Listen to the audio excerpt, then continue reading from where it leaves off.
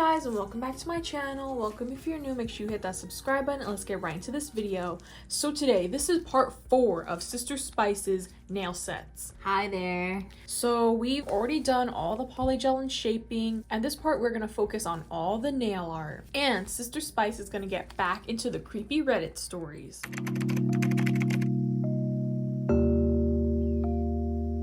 So what was the last, literally the last sentence that happened? Last sentence that happened was he was running from the ghost guy. His crew found him.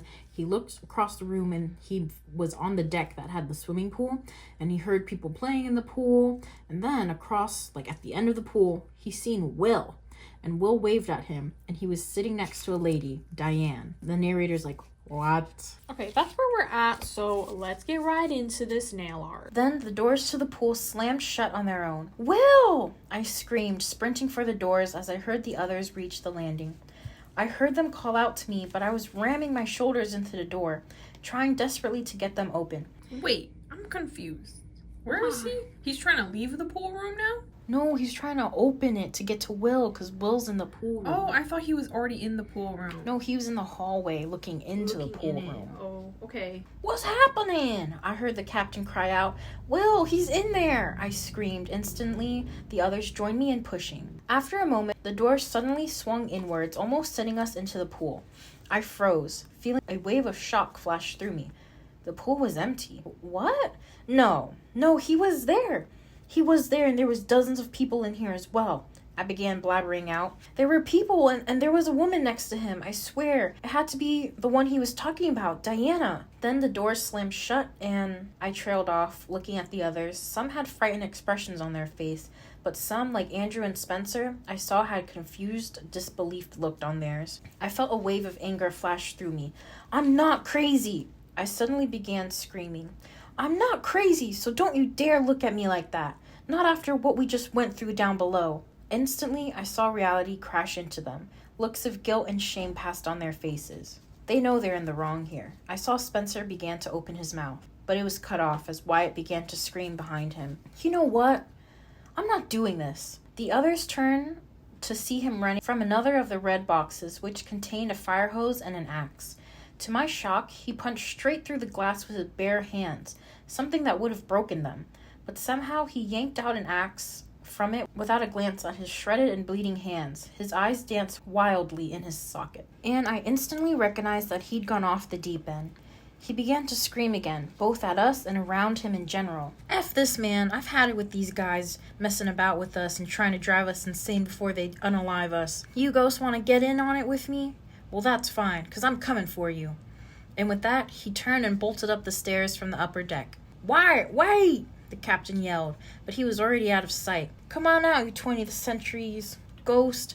I heard him scream. The captain turned to us. Come on, we can't let him get too far away from us. We all began sprinting up the stairs, following the man's voice as he ranted and raved about wiping them all out. He's really gone off over the deep end. He's yelling about unaliving already dead people with an axe. Pursuing Wyatt, we reached the promenade deck and stopped on the landing. Wyatt had stopped screaming. The entire ship had gone dead silent. Not just dead silent, a deadly silent that held the worst connotation to it. Oh no, I thought. I saw the same realization reflected in everyone else's face. I swallowed. Wyatt, I called out, my voice muted, bouncing off the carpet and wooden paneled walls.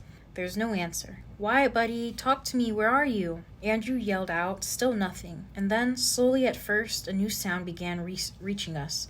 The sound of sobbing and mumbling. Please, I'm sorry, please, not that. Wyatt? Come on, the captain urged us, leading the way down the hall towards the lounge. The doors still wide open, and I could see the balloons and decorations on the floor. And we drew close. My blood turned to ice as I heard Wyatt beginning to scream, half angry, half terrified. No, you're not doing that to me, the captain yelled out. Wyatt, we're coming! He was the first to reach the doorway. The axe suddenly swung around from the right side of the doorway, faster than I thought possible. In that horrible split second, my lip began to yell out in a warning, but it was too late.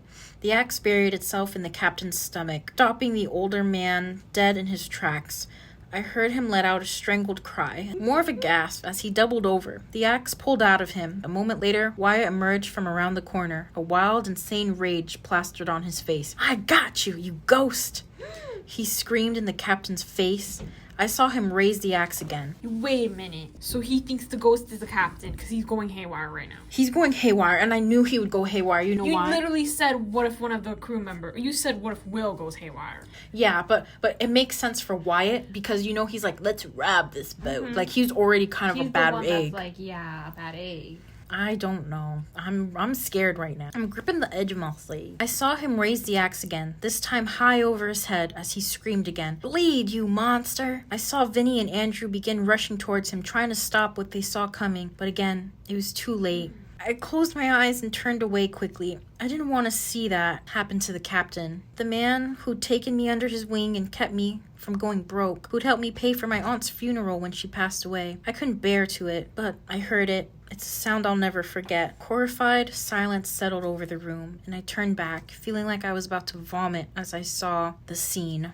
He laid on his back on the floor. Wide, horrified eyes stared unblinking up at the ceiling. I swung my gaze up. Vinny and Andrew had frozen in place, their arms still stretched out as if to try and stop the atrocity that just occurred. Spencer had clapped his hands over his mouth, his face white as a sheet as his body shook uncontrollably. My eyes lifted. The look of insane rage and bloodlust lingered in Wyatt's eyes for another moment. Then I saw it die away, snapping him back into reality. "Captain?" he asked in a whisper. "Oh, come on now, Wyatt. Don't.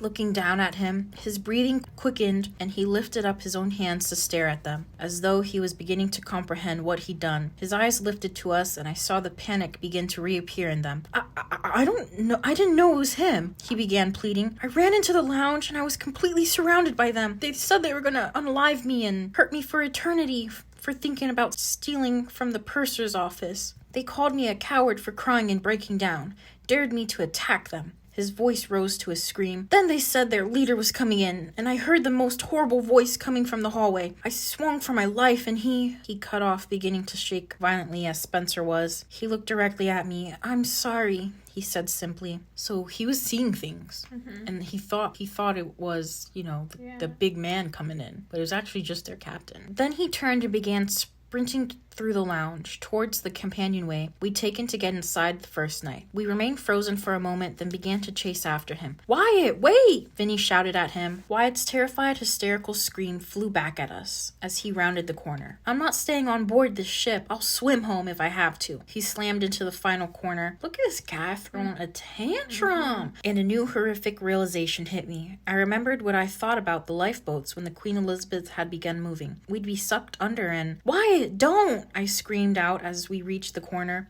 but it was too late. I caught a split-second glimpse of Wyatt flinging himself over the railing. Then he was gone, out of sight. None of us heard a splash. We ran to the railing and peered over. For a moment, we saw nothing. Then Wyatt's head broke the water's surface, coughing out water as he began thrashing, attempting to swim away from the ship. Then he was pulled under. "Oh no," Spencer yelled, then began running for the stern of the ship. Vinny and Andrew and I ran behind him. Part of me prayed that he would miss the propellers, that he'd be spat out the back of the ship. Drowning would be less painful than this. But as we reached the stern railing, I felt despair and horror flood into me, seeing the dark stains emerge from beneath the ship, spread out with the foam which drifted behind us in the ship's wake.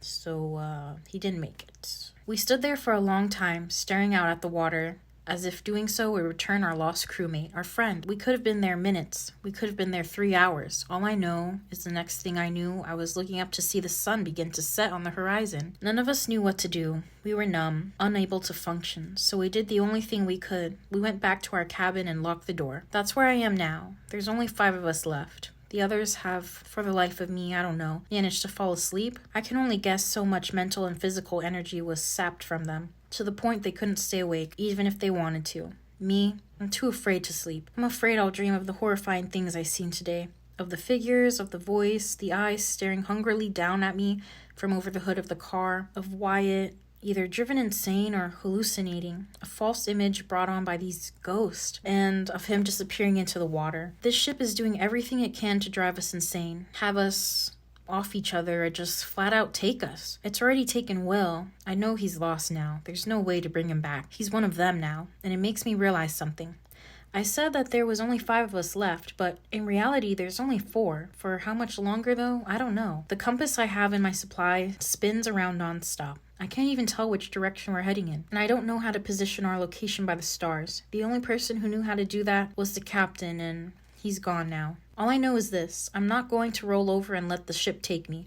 I'm going to fight to try to find my way off, to get myself and the others back home. We might have wanted to stay in the 1950s forever, but I wanted to go back to the peace and normality of 2023. I don't know though. Do any of you guys have any ideas? Any ideas at all of what to do now? Even if it's the dumbest one in the world, I'll take it. Anything's better than just letting hopelessness overwhelm me. Just please give us any directions to take. That might help us get off this ship. Please. The music has started again. I can hear it filtering through the walls. A different tune now, but again, one that I recognize. Sing, Sing, Sing by Benny Goodman. That's not the worst part though. Someone began softly knocking a few minutes ago on the cabin door, and then began calling in, asking us to come join the party. The voice that asked, it was Will's, and then another voice joined him, a woman's voice.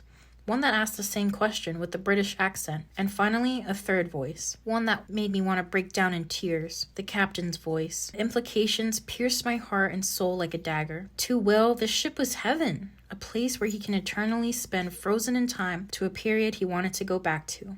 To me, it was hell. Okay, well that's the end of that part. I mean, holy mackerel. Someone left a humongous paragraph for a comment. One commenter said, his name is Cat Salt. They said, this might be a dumb idea, but do you think asking the spirits what they want exactly will help? Why do they want more souls to join them? Is there an end goal? Is there any chance they want some form of closure for their tragic end? Let's see, I'm gonna read this really long comment. It's from Amanda Priestess Love. First, I'm sorry about your captain and Wyatt. So far the ship has been scary AF, but has only hurt your crew by using you against each other, or if you go willingly. Something to think about. Your situation is tough, but there must be a way off. I recommend against reading this out loud, since I'm sure the entities on the ship are listening.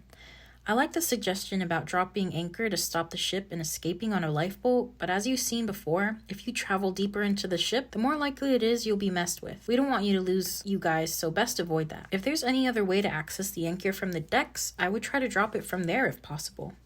Also, much energy manipulation is intent. If you still have that daily ship activities leaflet with you, with your names on it, I would either cross out your names and write invitation to stay respectfully declined to each one, or tear your names out and burn them, or toss the paper overboard. The salt in the sea may help disrupt the energy holding you there. You may wish, as part of your escape plan, to lower several lifeboats down as far as they will go. Somehow, work out between you and your crew which one you'll be using. Make sure you can see how to disengage them from the ship when the time comes. You will also need to disable the ship to stop her from coming back from you. From the internet research, it doesn't look like anyone has died on the RMS Elizabeth, so I bet you are dealing with one large entity that is masquerading as many. I don't believe in no-win situation here. The original Queen Elizabeth went down in several fires lit at the same time. Even though this is a ghost ship, there will be energetic ties to the original. Is there any way to start a fire? Better? Maybe 3 or 5? The original was ruled a fire hazard, so this ship, as a duplicate, must have the same weakness. If there are any high-proof alcohol bottles, you can make that pretty decent flammable. Some torn cloth as a wick. Does your crew have matches? Burning the ship down should stop it from eating people and probably wants to keep doing its thing. If you can find a way to reliably set it on fire, I would go from the bow to the stern, setting many small fires to copy the demise of the original ship. Do not warn it first, just act quietly with purpose. Holy mackerel, they got it all planned out. They're use a flotation device to jump off the very back of after the water is close enough for you to survive the jump. But I think that was the most important one, because it was kind of the first one. Alright, we're on part 5 now. So I've got good news and bad news. The good news is we have a plan, and if it all goes smoothly and precisely as possible, tonight will be the last night we spend on this ship. I'll tell you about it in a minute, but as uncertain as we might be, this seems like it might be our only chance we have of making it out alive. The bad news is, what started this morning as 4 of us has ended as 3, and I can't help but feel consumed with guilt, because the only reason that is because I made a stupid mistake. A Grade A dumb move that most people would yell at characters in a horror movie for doing. Let me get to what you've said first and foremost. I feel myself beginning to precariously dangle near the insanity, and focusing on your comments will help me keep from going the way Wyatt did. To the person who made the biggest and most detailed comments, many of the ideas you suggest, along with others, are what is going to ultimately go into our plan. So for that, thank you. Unfortunately, your idea about crossing out our names in the activity program as a good idea as it's impossible to do. When we returned to our cabin to hold up for the night, I noticed that it had been taken. Whether that's because an action like that would have worked or not, I don't know. So they don't have the little pamphlet program thing anymore. As much as the idea of dropping the anchor seems like a good one, none of us dares tread down into the crew's deck and bowels of the ship again, not after yesterday. As for the idea of holy water, while I may consider myself a believer, it's been many years since I stepped inside a church, let alone kneeled down and prayed. Any power of faith, I might have it so weak it'd be ineffective. And the others, as far as I know, are not really religious types. There's others who've said things I appreciate, but I should and need to tell you about today. When the four of us woke up, nobody said a word. The first few days aboard, we'd all gather around and discussed out loud what the plan was for that day. Now though, after the horrific and soul-destroying things we saw, any attempt at conversation seemed pointless. Without any prompting from anyone, I booted up the laptop, hoping someone might have an idea which would germinate into an escape plan.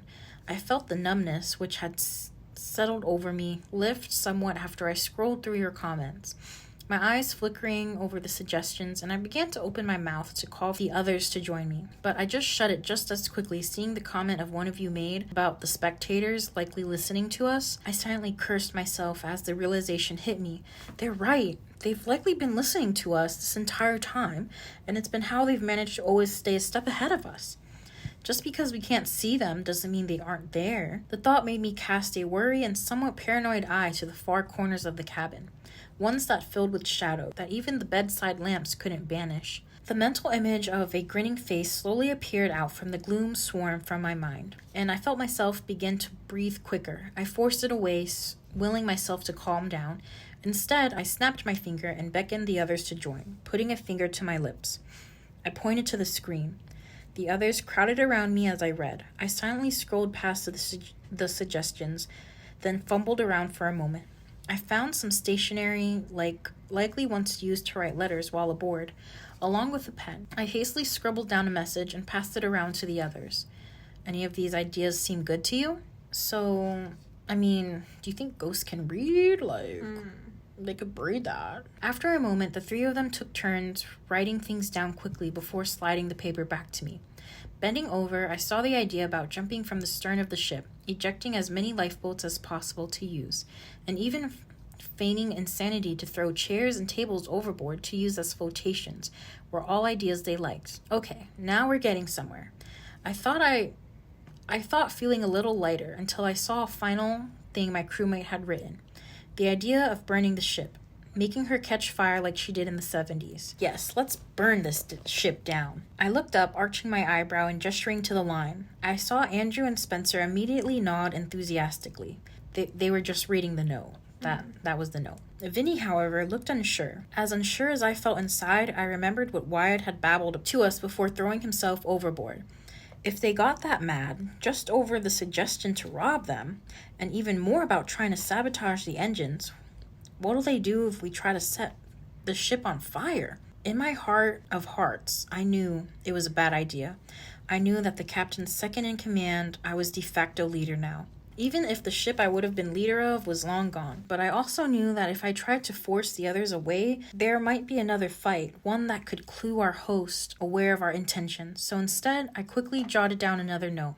I honestly don't know if trying to burn down the ship is a good idea, but I'll put it to vote.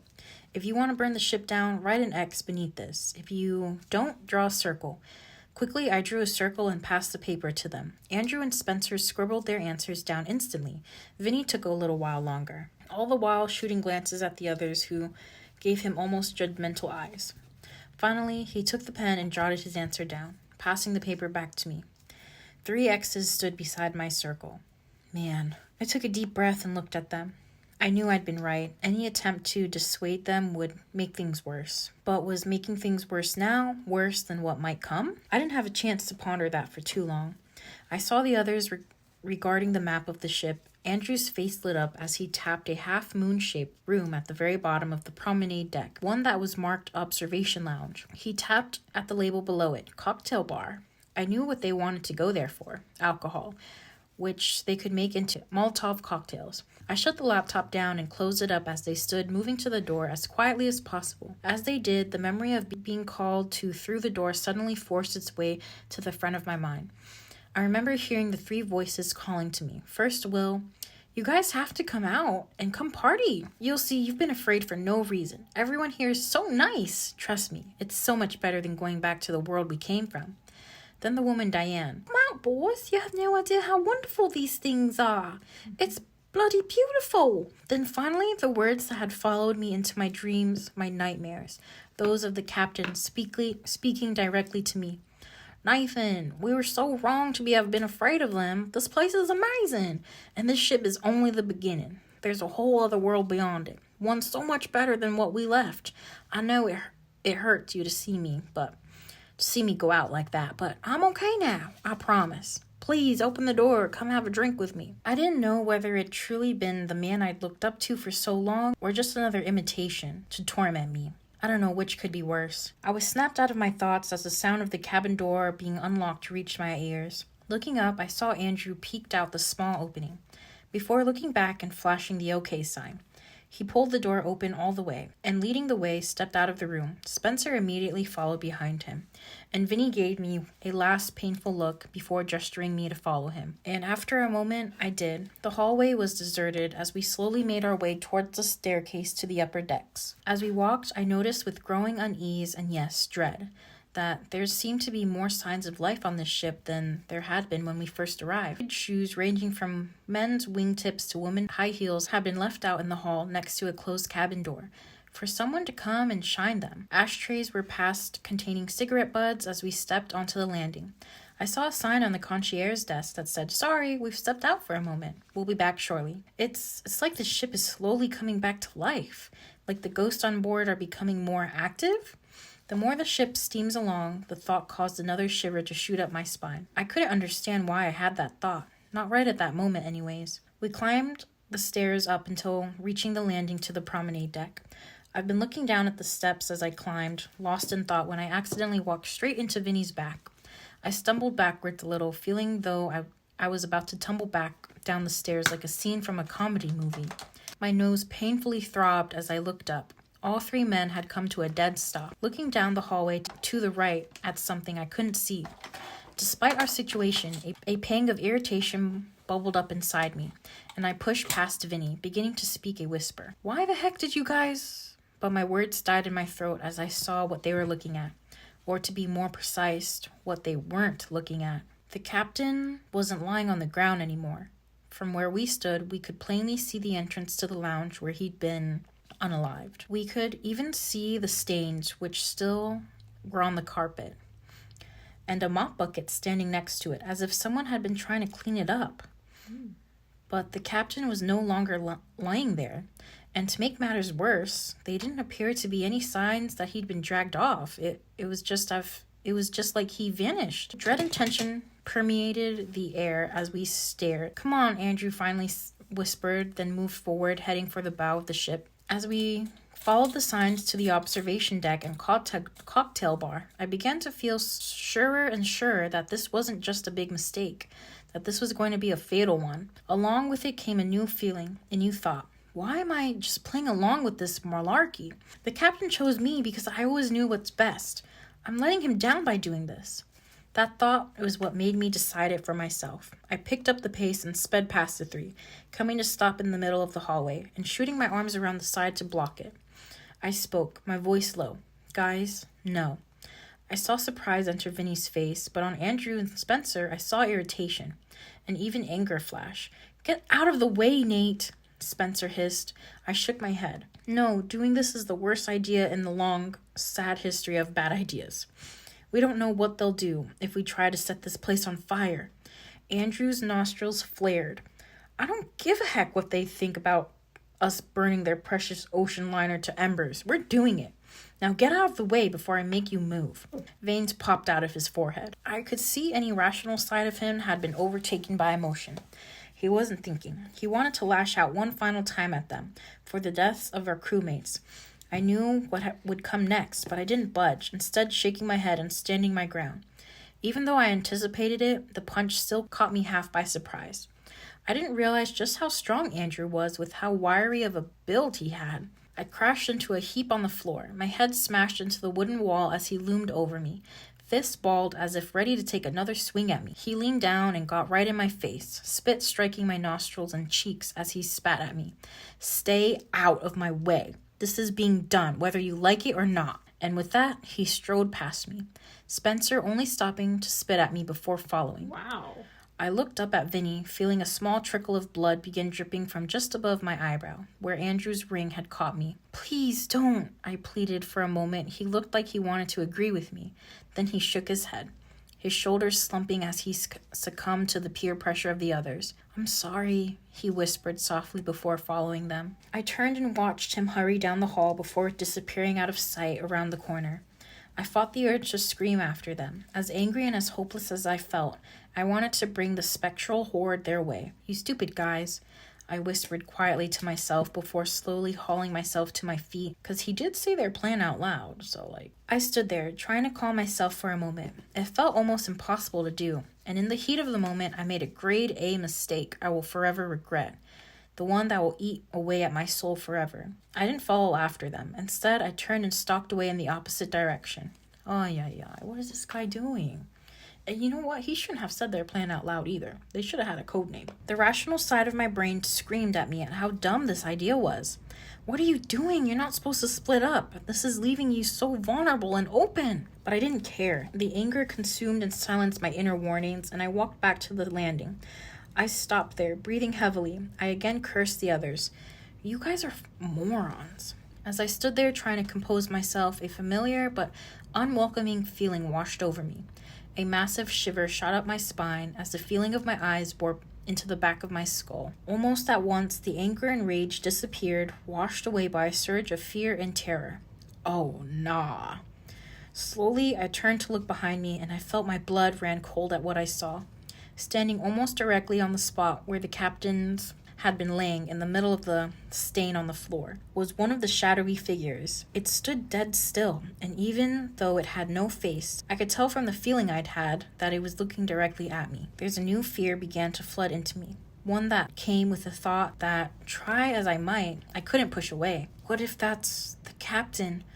I let out a gasp, feeling my heart begin to beat harder in my chest. I couldn't take that thought that I might be about to attack the spirit of the man I'd look up to as a father figure. So I turned and hurried into the opposite hall, heading in the direction of the stern. The feeling of being watched intensified as I hurried down the hall, and I mentally cursed myself for letting my emotions lead me into such a dangerous spot. Stupid, stupid, stupid! I shot glances over my shoulder, feeling that at any moment I'd seen the figure shoot around the corner in pursuit of me. Or worse, seen all of them appear. I looked around frantically, trying to find someplace I could duck into to potentially hide. A sign appeared hanging down from the ceiling with an arrow pointing to the right. Not knowing where else to go, I jogged right up until I saw the large door with an identical sign above. Yanking open the heavy door, I jumped inside and pulled it shut behind me.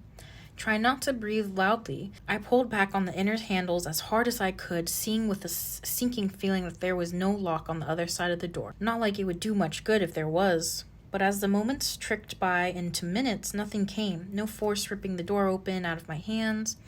I began to breathe a little easier, feeling my heartbeat begin to slow as relief swept over me. Feeling safe that I wasn't about to be swarmed, I finally turned around to look at the room I'd enter. I found myself staring past red drapes which had been pulled back. In the low light, I saw dozens, no hundreds of empty red seats stretching away from me towards the back of the room, and blue carpeted covering the floor. I only had a moment to look at the ivory white walls before I froze, realizing something. It should have been dark, almost pitch black in here. There was no windows to the outside, meaning it should have been like trying to walk around with your eyes closed, but it wasn't. And as my eyes flickered up the back wall, I realized why. The projector was playing. I suddenly became aware of the sounds from the speakers onto the walls. A lump formed in my throat, and even though every fiber of my being told me to leave, I instead stepped from the entryway into the theater itself, taking a half a dozen steps or so until I was halfway up the far right aisle. I turned to look at the screen. A movie was indeed playing, and not knowing what else to do, I sat right in one of the seats. I could tell the movie was old, both by the fact that it was in black and white and the scenes of what had to be London in the mid-50s. I'd visited that city in 2004 as a teenager. As different as I was seeing it now, the scene began to follow a woman in a trench coat who always walked with her back to the camera, and she got into a cab and was shortly dropped off. As she walked, I suddenly noticed something. The woman had a very familiar platinum blonde hair hanging down her shoulders. What is she doing here? Instantly, the little curiosity I had vanished, and I felt a heavy pit begin to form in myself. But it was as if I'd been paralyzed. I could do nothing but watch the scene continue. The woman reaching a door and attempting to open it before hiding as what looked like an old Thunderbird around the corner. As another woman got out, and the music began to swell, I felt my heart begin to thump in my chest, dreading washing over me. But not because of the tension the movie was clearly trying to give off. It was because I felt sure of who I was about to see. And as the blonde woman reappeared again, pulling a revolver from her purse and aiming it, the camera changed, revealing her face as she began to fire. I let out a strangled scream. It was her, the woman who Will had spoken about in the restaurant, the one I'd seen with her arm around him in the pool. Diana. You know, this was my proudest moment as an actress. I felt the blood drain from my face, the voice so sultry as one with an unmistakable British accent, the same one I'd hear calling to us through the door last night. Hadn't come from the speakers, it had come directly from behind me, feeling my body begin to shake as fear and adrenaline surged through my system. I slowly turned and looked behind me, where a pair of sapphire blue eyes gazed back. That did it. Whatever spell I'd been under snapped, and I leaped out of the chair, spinning to face that woman as she rose on from her own. She gestured to the screen where the movie continued to play. I actually went to the big film festival in Cannes. Because of it, I felt on top of the world. She let out a small snort of laughter. The wistful look left her eyes and focused on me. Will's told me a lot about you, you know. Said a lot of good things. Every fiber in my being was screaming at me to run. But it was as though I'd once again been paralyzed. I couldn't move, I couldn't speak, only stand and stare. That's when her face changed, instantly turning from a half-warm, half-eerie smile to ice. You're right, you know, your friends are making a big mistake with their plan. Them trying to set fire to the ship isn't going to work. All it's going to do is make us mad. My eyes went wide with realization hit. Renowned horror filled me. They know. And you know how we get when we're angry, Nathan. I finally managed to take a step back, seemingly able to speak again. The words of one of you that I've often seen flash through my mind, of asking these ghosts or demons, whatever, a question. My mind still screamed to me to run, but the slightest hope that I could reason with them, perhaps convince me to let go, was too much. And so I asked, my voice trembling, "What do all of you want?" Instantly, I realized how dumb my choice had been, as Diana began to laugh. Small snickers at first, then blossoming into loud giggles. They stopped as she smiled at me. One that, despite the fact it made her look strikingly beautiful, made me feel as though I wanted to scream. "We want you, Nathan. We want all of you." She took a step forward. I took a step back, my eyes flickering to the exit behind me as she spoke. "You think the past just dies? It doesn't.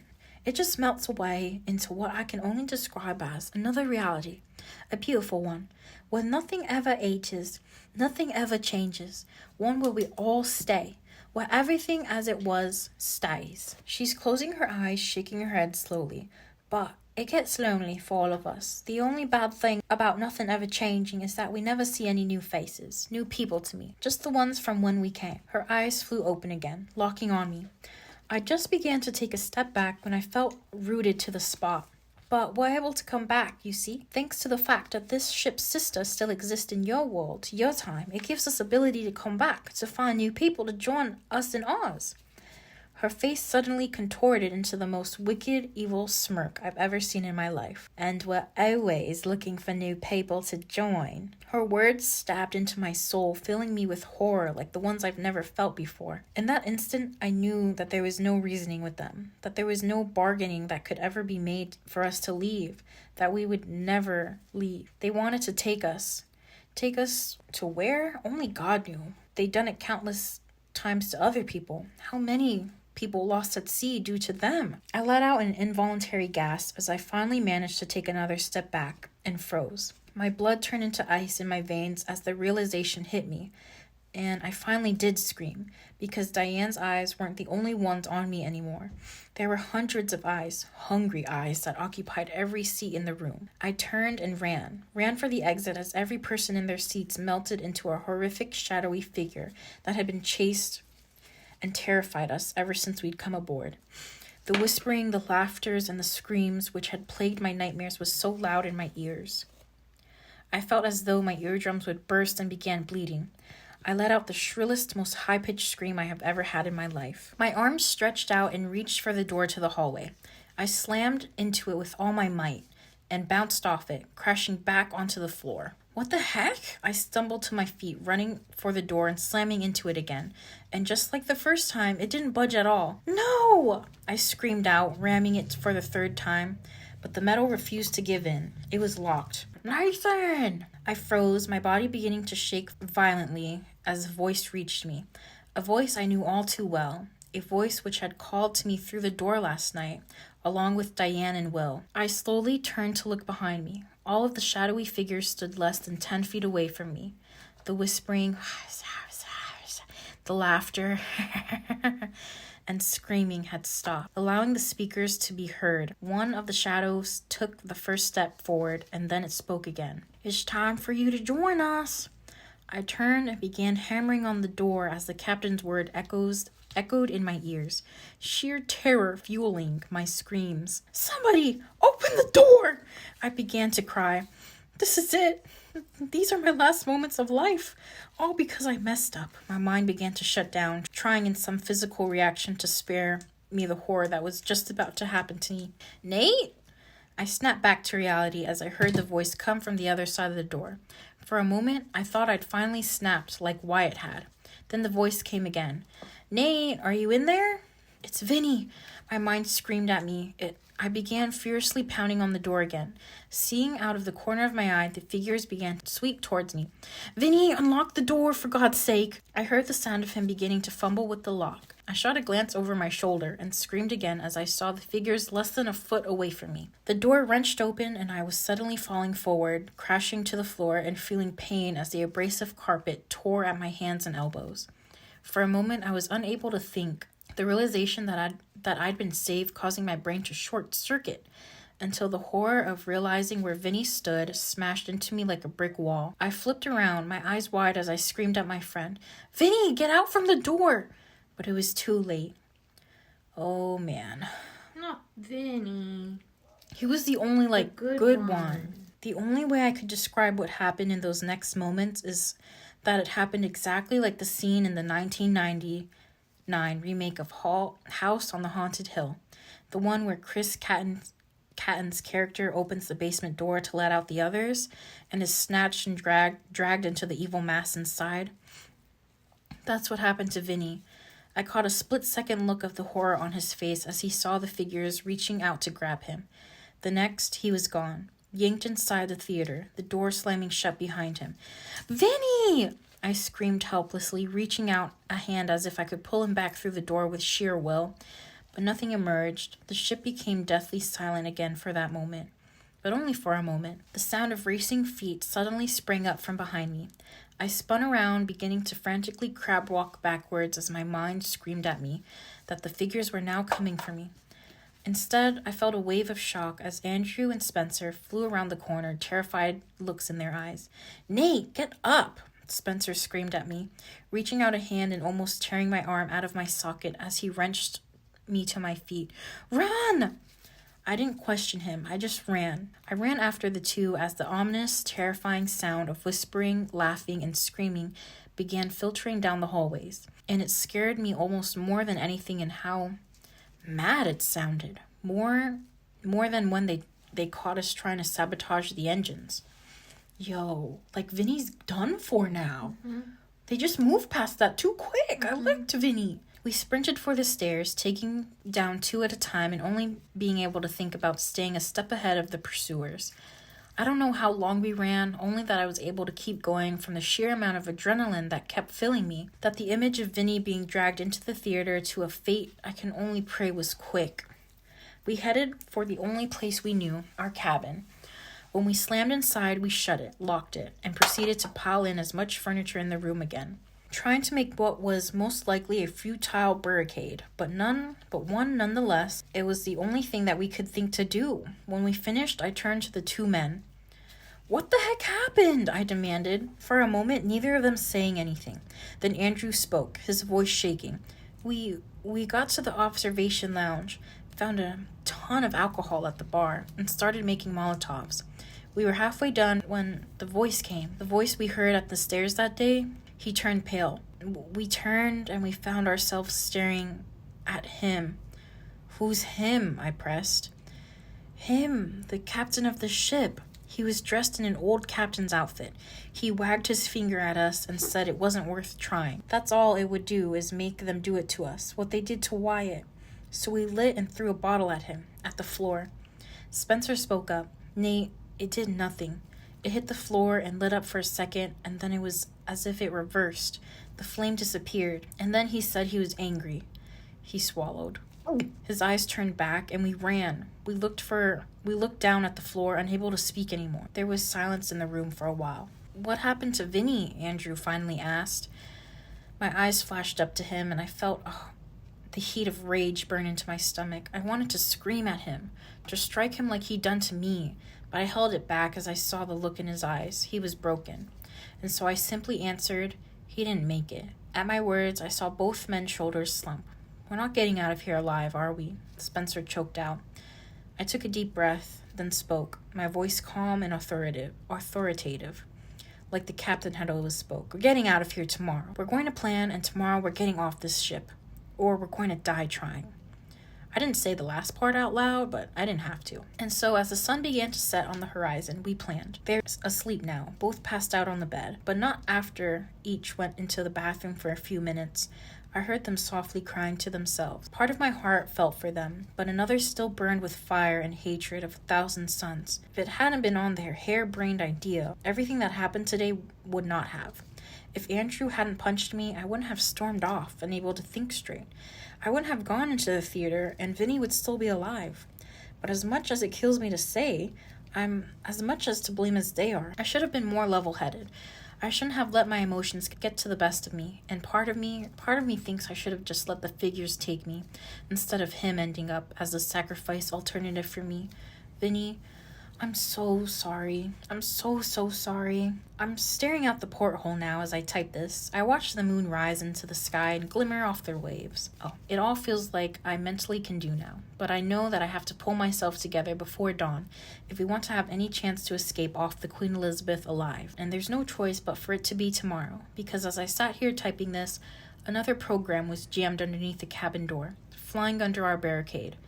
When I flicked on my flashlight, I saw that someone had written in black ink at the bottom, "For Nathan only." And when I flipped it open, I noted 2 things. The first was the date on this one. It doesn't say 2023 like the last one.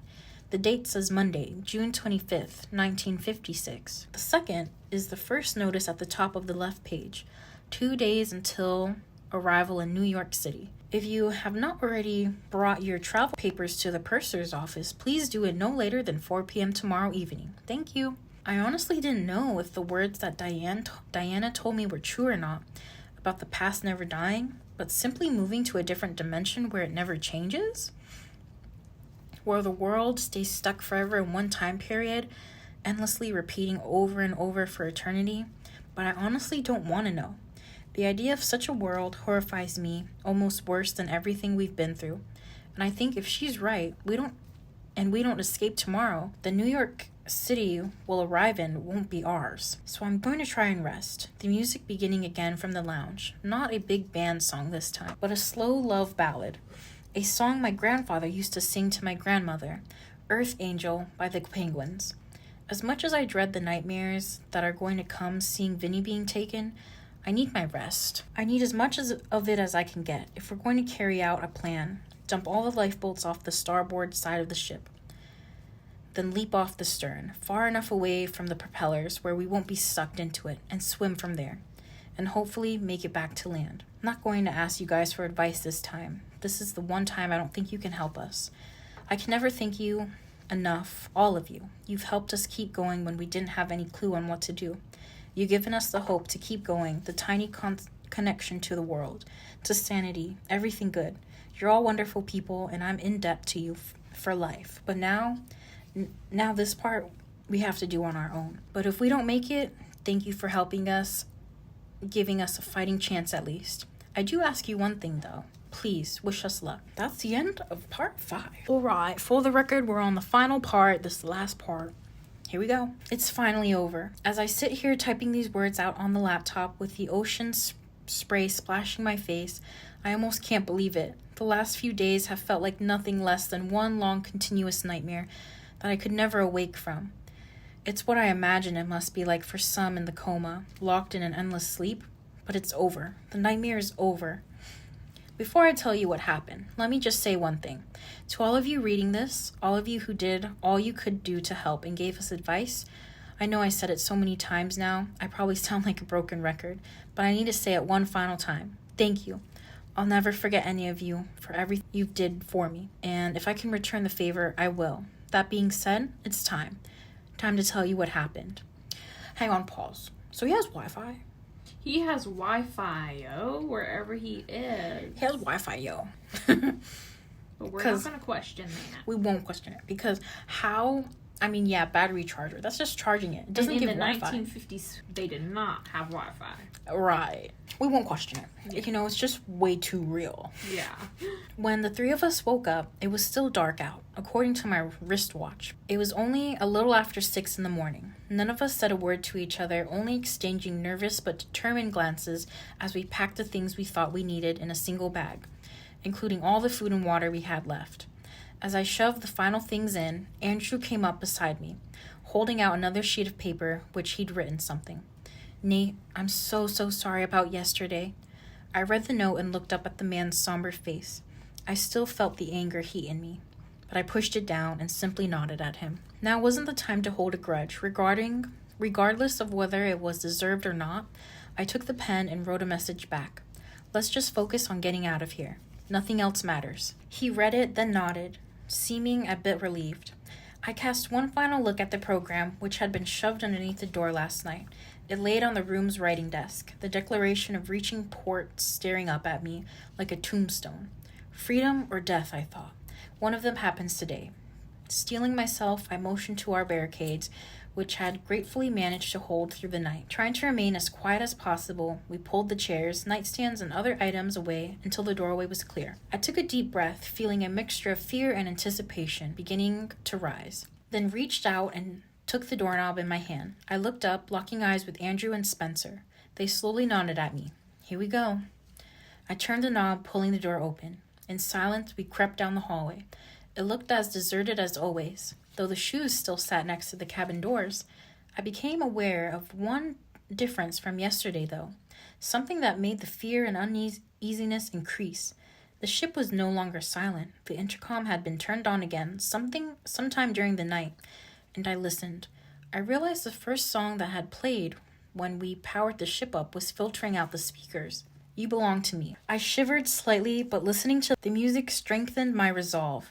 Yeah, we'll see about belonging to you. Making sure the bags over my shoulders didn't make any sound, we entered the landing. The first thing I noticed was that a sign had been set up next to the floor's concierge's desk.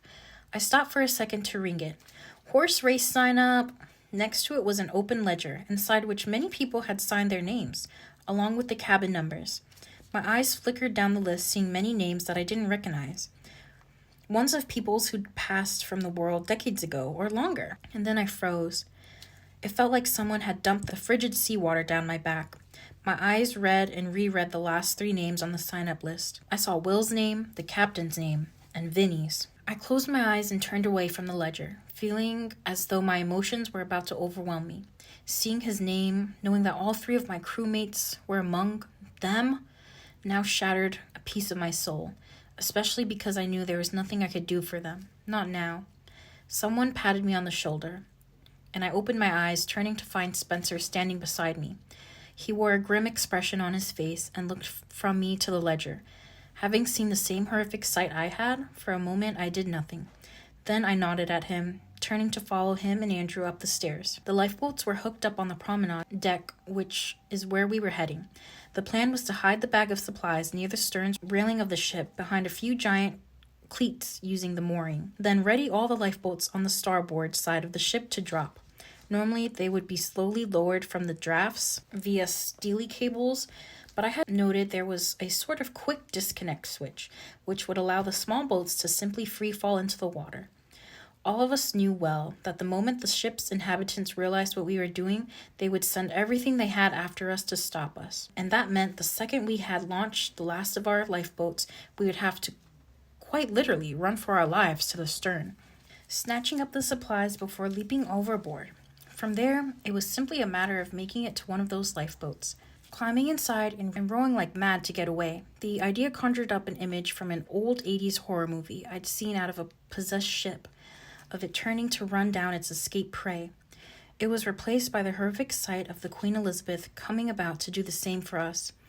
Oh gosh, I hope that doesn't happen, because we'll be sitting ducks. Shaking the thought of that image from my mind, we reached the top of the stairs of the promenade deck. Looking around, the music continued to play, the song changing to Mr. Sandman by the Cordettes. Alongside from that, though, the ship was silent in gloom, which meant that they hadn't caught on to our plan yet, and that they gave us more of a fighting chance.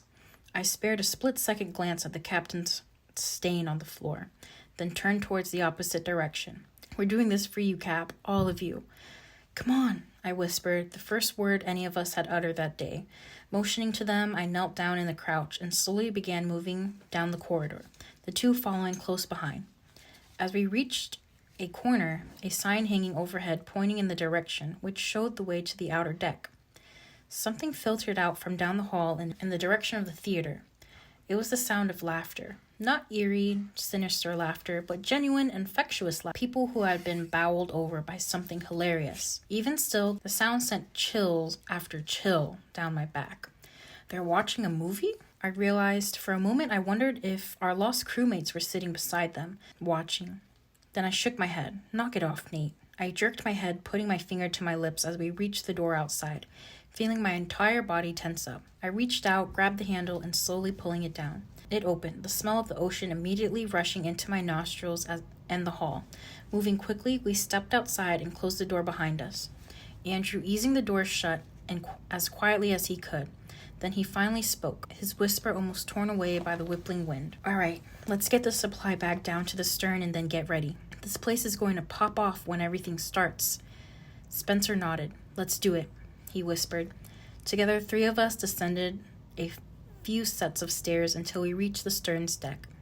Thankfully, it seemed as deserted as the rest of the ship. Moving quickly as we scuttled over, settling down our bags, one step was complete, and we slowly began to back away. The hairs on the back of my neck stood up straight. I froze as the shiver which came with the sensation of being watched passed over me. My heart began to beat hard and fast in my chest. Uh-oh. Swallowing, I slowly turned and looked at the mass of decks over our heads, expecting to see a shadowy figure staring down at me. No one was there. What'd you see? Andrew hissed. I stared up for a moment longer before shaking my head. Nothing. I just thought we were being watched for a moment. Their faces paled slightly at my words, but they nodded. Come on, let's get back upstairs. We need to prime the quick releases on the lifeboats, then do one final check to make sure that they're not near us. Then we do it. I saw the color begin to come back to their faces, the fearful looks melting back into the determined ones they had until now. I shot a look off the side of the ship. The sun was beginning to raise itself over the horizon. the orange glow giving way to yellow glare as it looked to pull itself out the sea. Turning back, I jerked my head forward. Let's go. We made our way back to the promenade deck and began readying our potential escape vessels.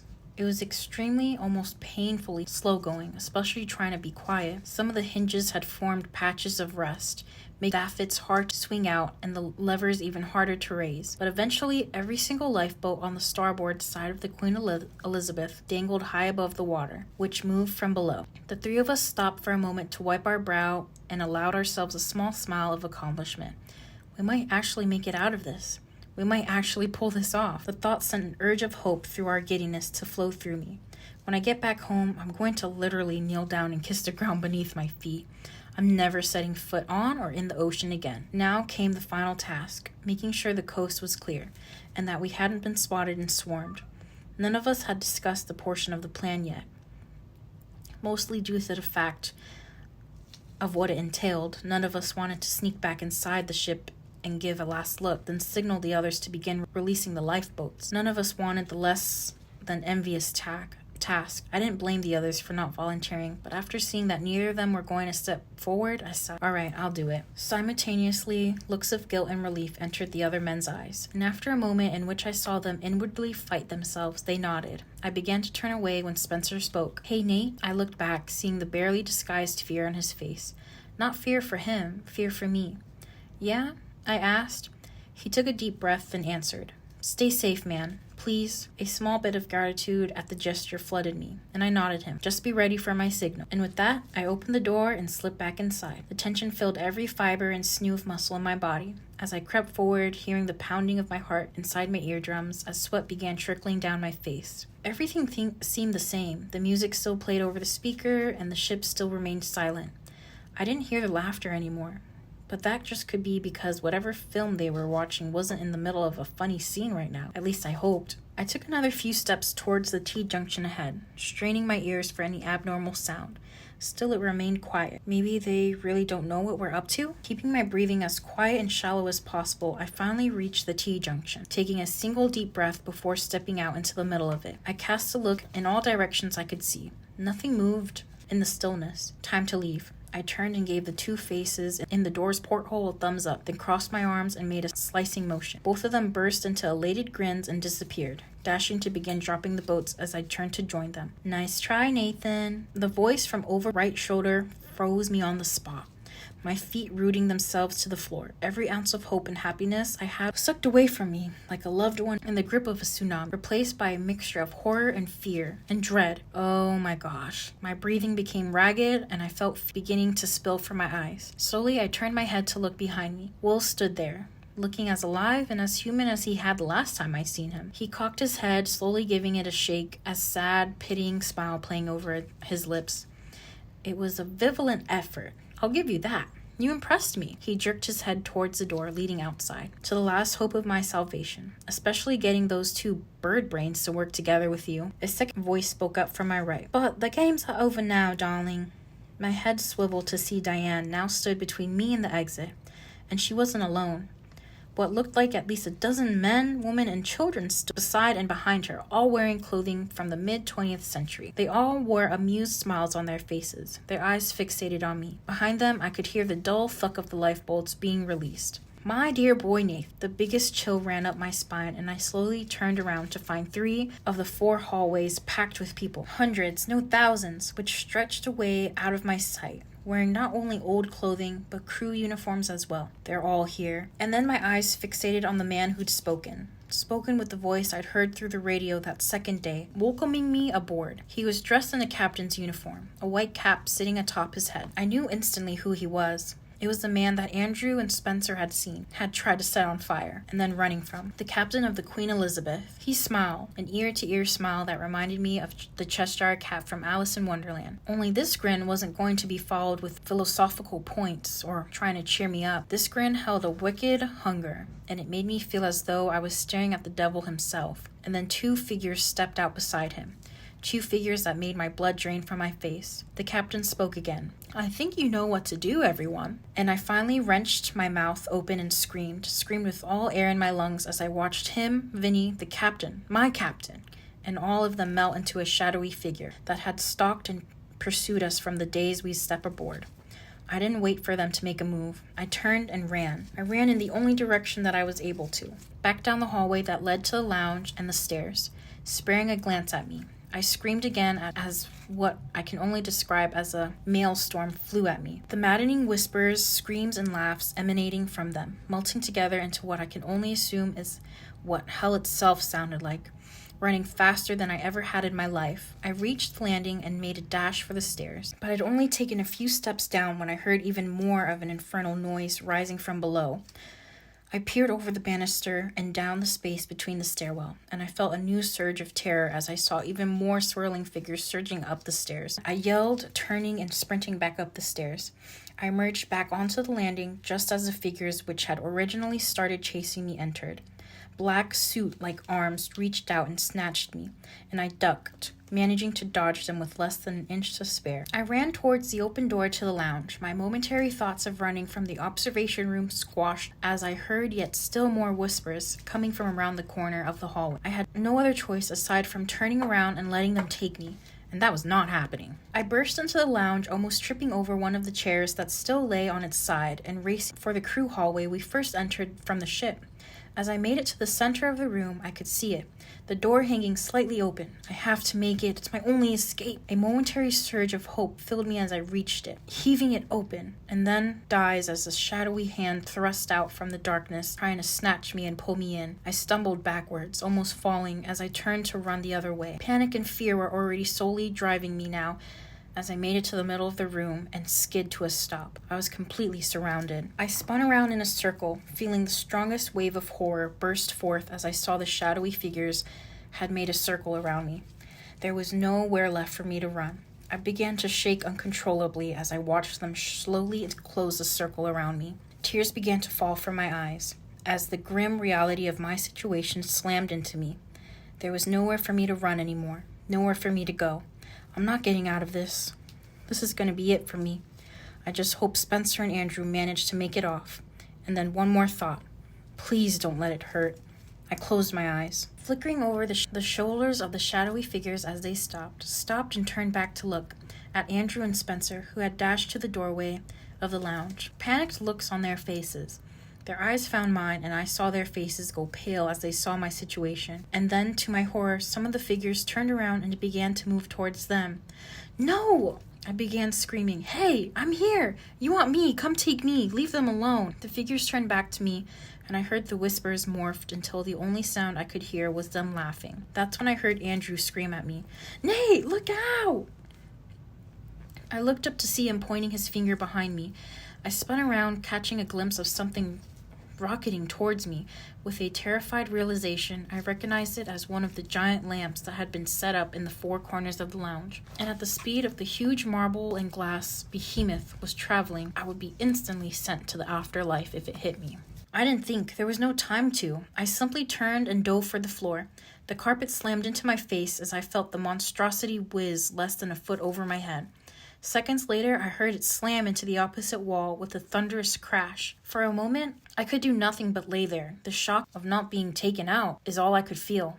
Then I got to my feet. Andrew and Spencer's faces wore horrified expressions at how close I'd come to death, and they could do nothing but stare at me. But as they did, I realized something that sent a bolt of hope through me. Some of the figures were still moving towards the two men. Quite a few of them, in fact. Enough that they had made a mistake and left a narrow but noticeable gap in the circle. I ran. Instantly, the figures realized their error and attempting to plug the hole in their line. But they were just a moment too slow as I managed to sprint between them, feeling the tips of their fingers brush my collar of my jacket, and a new sound rose from them as I flew out of their grasp.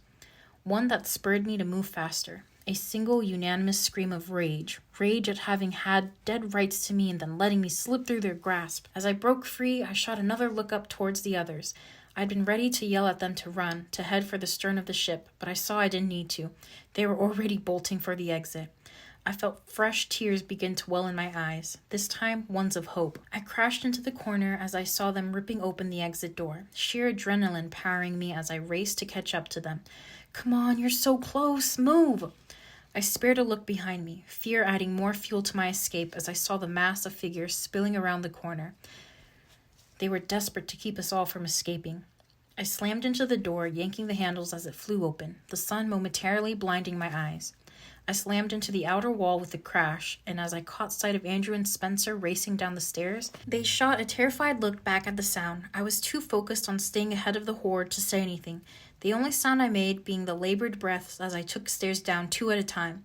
The stern section came into view as I raced down the final set of stairs, and I saw Andrew snatching up the supply bag. The screams of anger and desperation behind me now filled the air, drowning out the cries of gulls overhead. I saw my 2 crewmates take bounding steps, jumping and pushing off the stern railing with their feet. Then they disappeared out of sight. A moment later, I jumped as well. The cold, frigid water took my breath away as it enveloped me. For a moment, I thrashed underwater, then my head broke the surface. I sputtered out seawater and looked around. The lifeboats! I saw that our plan had worked. At least half a dozen of the small boats had successfully survived the fall and floated away from the ship. I began swimming for them as hard as I could, seeing the others do the same. Behind me came the biggest scream yet, and I spirited glanced over my shoulder to see the Queen Elizabeth steaming away from us. For whatever reason, they couldn't pursue us. The sight slammed the reality home to me. We made it. We're free. Moments later, we reached the closest one and hauled ourselves on board. For a few moments, we could do nothing but lay there, gasping for air as the sun rose higher in the sky. The warmth it radiated down felt like heaven to me. Then slowly, I heard Spencer began to chuckle triumphantly. Andrew joined in a moment later, and finally, so did I.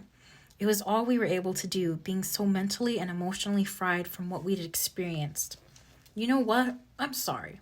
But I can't lie to you. Not after all you did for me.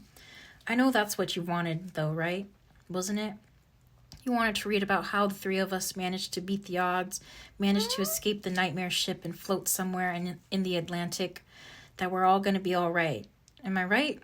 Well, I'm afraid I'm going to have to burst that bubble. Oh. I can imagine you sitting there now, all of you reading this. Wait, what? You'll scream. He lied at the start. But did I? I said at the start that it was finally over. I said what felt like a nightmare was finally over. I never said I escaped, though. You only took it to mean as much. The truth is, everything I just told you actually happened, until the point where I turned to see the giant lamp flying towards me. I never dove out of the way. I didn't have time to. It slammed into me with the force of a Boeing 747. I can still remember it. Remember flying across the room before being crushed into the wall. Truth be told, it was so quick that I didn't even feel anything. I didn't suffer, if that makes you feel better. I also didn't lie about standing up to see the horrified looks on Andrew and Spencer's faces. They did indeed have horrified looks, and they did look back terrified as I slammed open the door to chase after them, because I was rushing after them to tell them how wrong we'd been, how wrong we'd all been. I'd realize it as soon as I stood up. Looking down at myself and seeing the shadows clinging to my body, they were right. Will, Diana, the captain, they were all right. About it being beautiful, about the past not dying, the other reality, all of it. There truly was never anything to fear because I feel so happy. I never have to worry about death again, about growing old. I never have to worry about the things changing, about the world moving on, whether I wanted it or not. To tell you the truth, I feel so silly for being afraid this whole time. If I'd known the truth, I never would have ran for them. I would have let them take me. I didn't lie about them escaping either. Andrew and Spencer, I mean. They really did leap off the stern of the ship into the water and swam to the lifeboats. I can still see them now, actually. I can see them trying to row away as I lay on the sun lounger on the promenade deck with others. The laptop left in our cabin in my lap. Diana and Will are smiling and laughing together as they share a drink on my left. Vinny and the captain are lounging on my right. My heart warms as I see them shoot me smiles, almost as warm as the beating summer sun. But I can't help but feel sad for Andrew and Spencer. They're never going to be able to experience this, just like Wyatt and Kennedy won't. I even asked the captain of the Queen Elizabeth if they could return, if I could try to convince them to come back, but he said because they tried to burn the ship down, it would be impossible. As much as that sucks, I can see his point, but I still can't help but feel a little bit bad for them, seeing their little lifeboat get farther and farther away as the storm rolls in to swallow them up. I hope they don't suffer too much. We're so close to arriving in New York City now. I'm so excited. When I look over the railing towards the bow, I can see the first glimpses on the horizon, and it looks so amazing as it is in 1956, without any of the ugly modern buildings ruining it. Diana told us that she's going to show us around the city. Then she's actually going to take us to her home in Los Angeles, where we're even going to see Elvis perform. I can't wait, after the traditional horse race and party tonight, of course.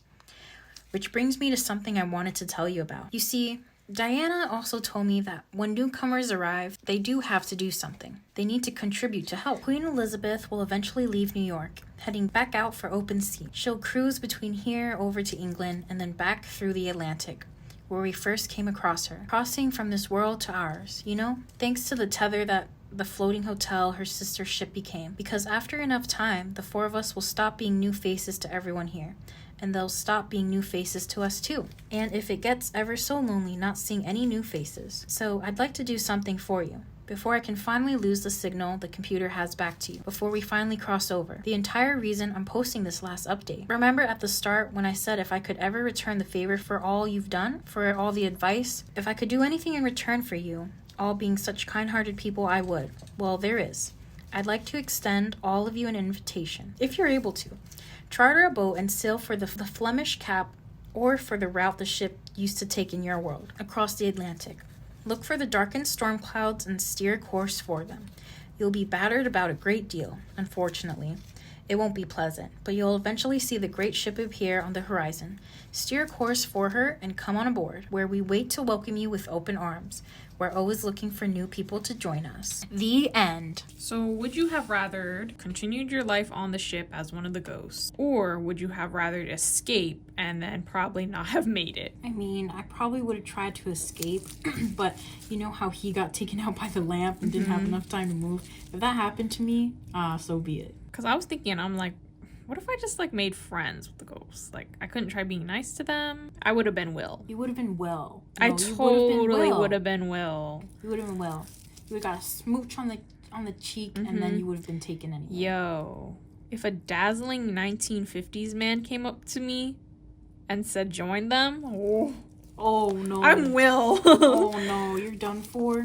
Yeah. What do we think of the red on the heart? I think, you know, it doesn't look exactly like the picture, but this was the alternative that we had to do, and I actually like it. Yeah, and then that was the end of our story, so I'd like to know your thoughts about it, and I'll read some of the comments that are left on here. Some people, about the invitation, they were like, I'd like to extend my sincere gratitude for the invitation, but I'm gonna have to decline. And then another person said, this whole time reading each post, I kept thinking there's no way you're escaping. I was curious to see how or if anyone would. First, Kenny falls off the ship, and then I can picture Kenny from South Park falling overboard with the muffled scream. I don't watch South Park, but I thought maybe if any of you did, you would find that funny. And then when Will became one of them, I was wondering maybe if dying on the ship wouldn't be such a bad idea after all. I mean, he seems pretty happy. He even got a smooch. Maybe the spirits on the ship are really friendly when, I mean, you're not trying to sabotage the ship or try to escape. That is, I was sad when the captain died and horrified with Wyatt's death, and then you lost poor innocent Vinny. What are your thoughts of the story?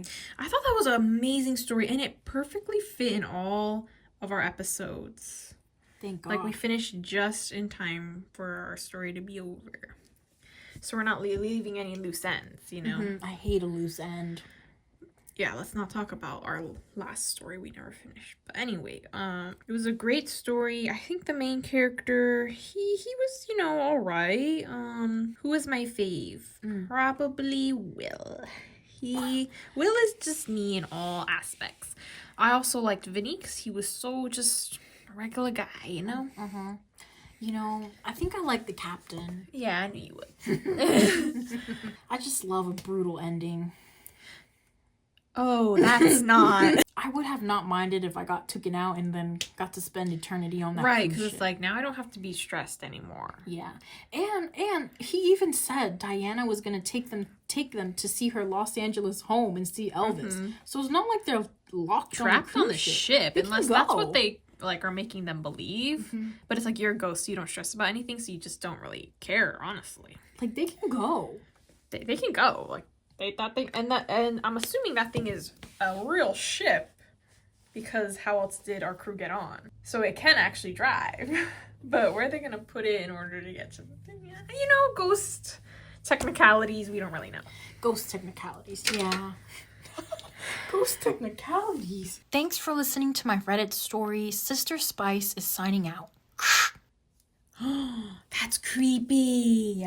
And here are how the nails turned out. Let us know what you guys think of this nail set in the comments. Okay, so this hand turned out so cool. Let's do a little nail tour. First nail, we got the red base with the black aura and the silver pearls and the planet charm. Next, this is by far the hardest nail. I feel like the 3D molding gel thingy is just so hard to use. So yeah, beware, but very cool. And I think it turned out pretty okay. This one is probably my favorite nail. The black textured nail. It's giving black slime. And it has some silver pearls on it. And then this pinky nail is a clear nail with some red aura and the silver chain outline. And then for the thumbnail, it's this like corset silver with the silver bow. I think this hand turned out super cute. Let us know what you guys think. Let us also know which nail is your favorite on this hand. I like all of them. Oh, good answer. This whole set together looks amazing. Every nail different.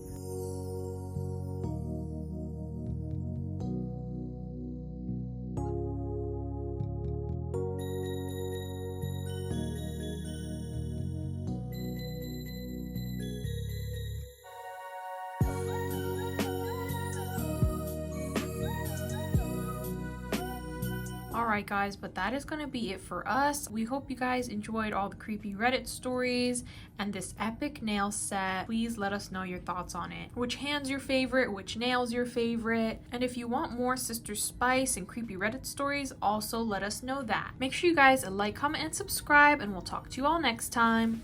Bye! Bye!